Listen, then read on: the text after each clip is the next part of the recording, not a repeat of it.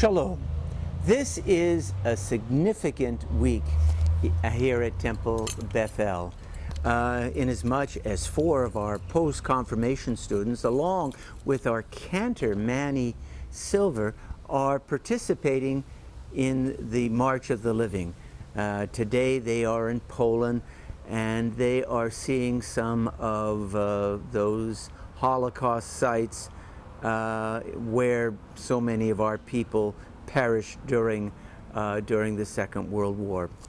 Next week, of course, they will be in Israel celebrating Yom Ha'atzmaut and just rejoicing in the reestablishment of our people in Eretz Yisrael. Well, this Torah portion that we're looking at this week is Shmini. And in Shmini, Parshat Shmini, we have the basis of what we call Kashrut, that is the dietary laws that have been observed by the Jewish people for millennium. Let's take a look at just some of the basic laws as they are spelled out here in chapter 11 of the book of Leviticus. Vaydaber Adonai el Moshe ve'el Aharon lemor alehem, dabru el bnei Yisrael lemor, zot hachaya asher tochlu mikol habehema asher al haaretz, kol mafreset parsa ve'shosaat shesa parasot ma'alat gera behema Ota tochelu. The Eternal One spoke to Moses and Aaron, saying to them, "Speak to the Israelite people thus, these are the creatures that you may eat from among all the land animals. Any animal that has true hoofs with clefts through the hoofs, and that chew the cud, such you may eat."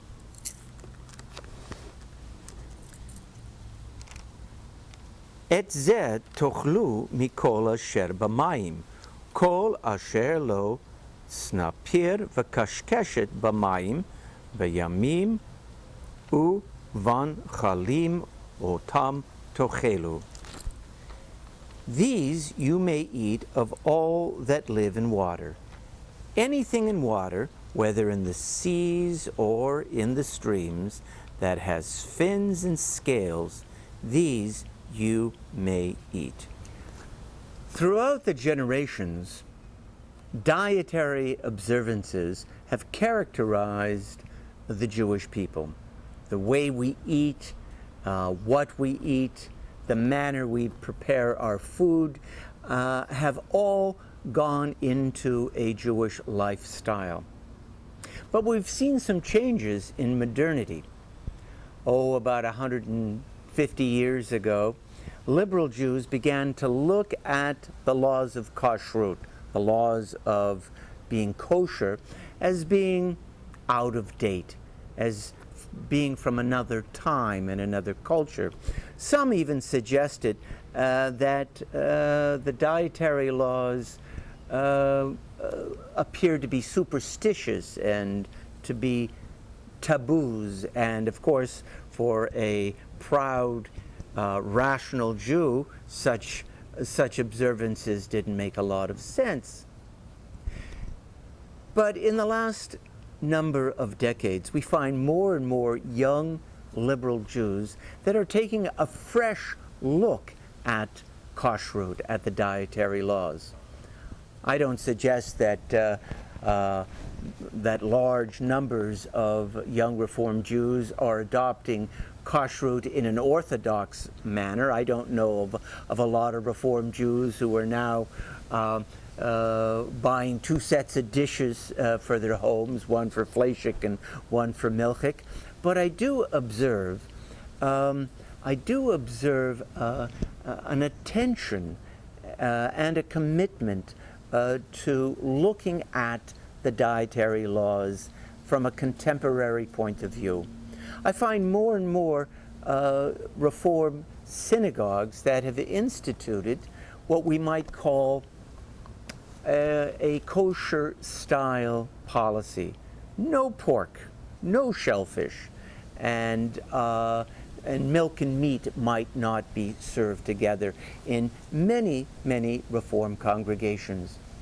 I find that many young Reform Jews now do not eat pork, do not eat shellfish, whether in their homes or when they are out of their homes, say in restaurants and such. Oh, they might go to McDonald's, they will order a hamburger but not a cheeseburger, for example. Now, what would be the motivation?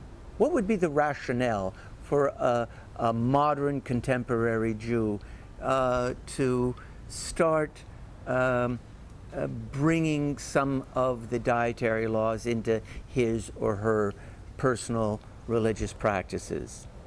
Some might suggest that it is simply a matter of identifying with the Jewish people. We live in a covenantal relationship with God, and certainly every time we sit down to a meal, every time we go shopping in the grocery store, if we keep some of the dietary laws, we are reminded of that covenantal relationship between the Jewish people and God. Others have suggested it's a matter of religious discipline, that there may not be any particular rational reason for avoiding those things, those animal products enunciated here in Parshat Shmini. It's just a matter of discipline.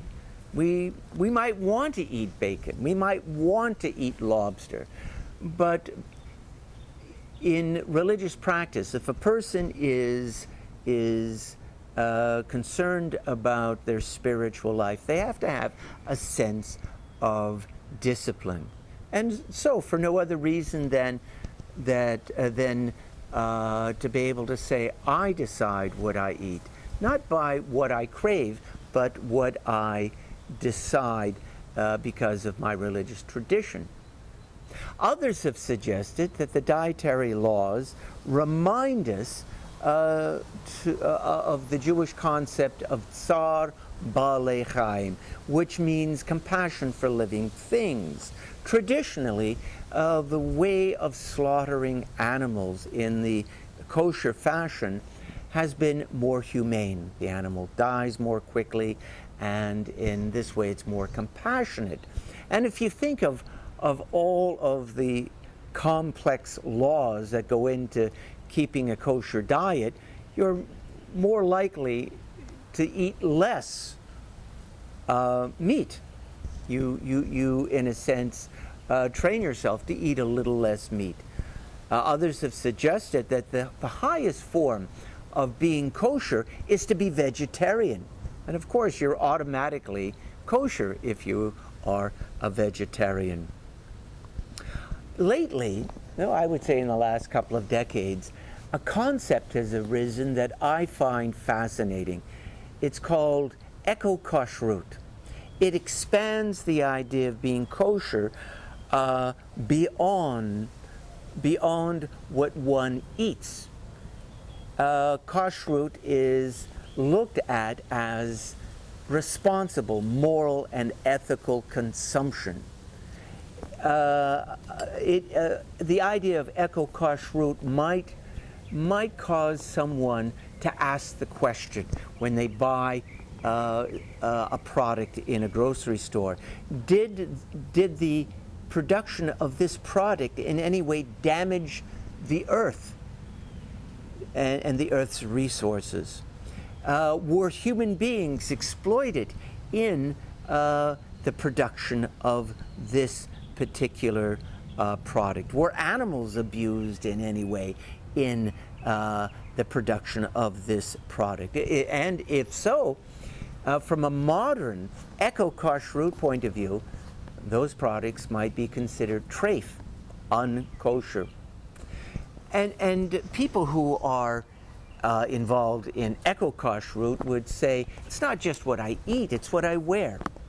if the clothing that I wear is produced in such a way that exploits other human beings, or damages the world and the Earth's resources, then maybe those products are not kosher.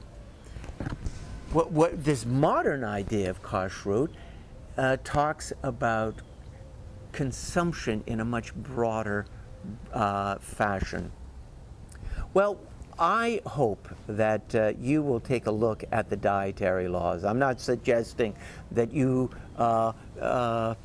observe the dietary laws in an orthodox fashion. I don't know whether that is necessary. If that is something that that brings you closer to the Jewish tradition, I say mazal tov to you, congratulations. But if you simply keep those biblical laws that have been expressed here in the book of Leviticus, specifically in Parshat Shmini, again I say mazal tov. If you haven't given any thought to kashrut, to the dietary laws, I would suggest that you do, because I believe any seriously minded, committed Jewish person in our day and age should do so. Well, Shabbat Shalom, and I will see you next week.